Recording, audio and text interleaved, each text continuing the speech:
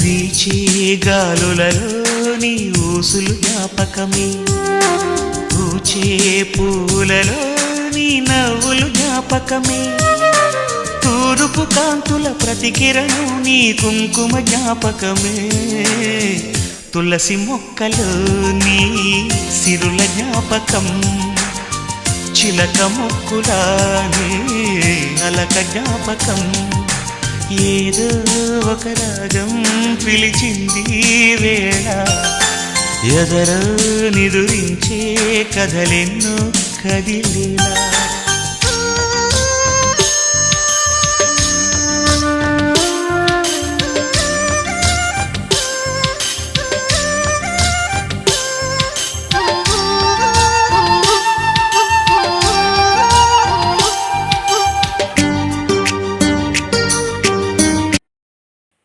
దీంట్లో ఆయిల్ వేసి చపాతీలాగా రెండు వైపులా కాల్చుకోవాలి.